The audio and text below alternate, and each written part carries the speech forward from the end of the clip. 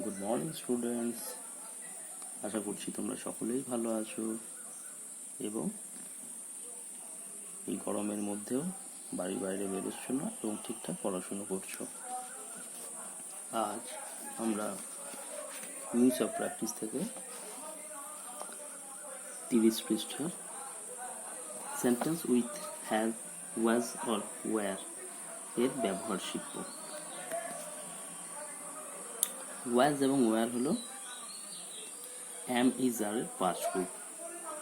এগুলিকে two B ভার্বও বলে। এগুলি সেন্টেন্সের মধ্যে সম্পূর্ণ অর্থ প্রকাশ করতে সাহায্য করে। অর্থাৎ অতীতকালে কোনো কিছু ছিল, ছিলে, ছিলাম এরকম ব্যবহার থাকলে সেক্ষেত্রে ওয়াজ বা ওয়্যার হয়। এখন কোথায় ওয়াজ এবং কোথায় ওয়্যার ব্যবহার হয় সেগুলো একটু বুঝে নিতে হবে। অর্থাৎ আমি, সে, অর্থাৎ I, he, she, it, that বা কোনো যদি নাম বোঝায় সেক্ষেত্রে ওয়াজ। এবং যেখানে দেখবে প্লুরাল নাম্বার আছে অর্থাৎ দে বা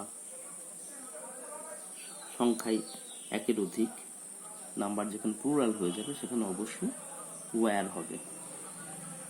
এই ব্যাপারে অবশ্যই তোমাদের গ্রামার ক্লাসে যথাযথ আলোচনা এবং বুঝিয়ে দেওয়া হয়েছে।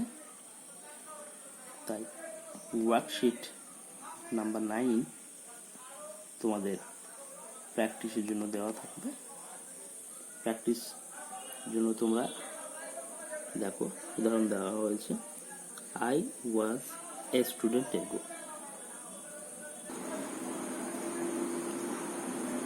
ঠিক একইভাবে দেখবে he dash a doctor before, অর্থাৎ হি কি থার্ড পারসন সিঙ্গুলার নাম্বার। এক্ষেত্রে আমরা জানি বা তোমরাও জানো যে হি এর সাথে ওয়াজ হবে। এইভাবে তোমরা এ থেকে এল পর্যন্ত বাড়িতে করে আনবে। হোমওয়ার্কের ছবি গ্রুপে দিয়ে দেওয়া হবে।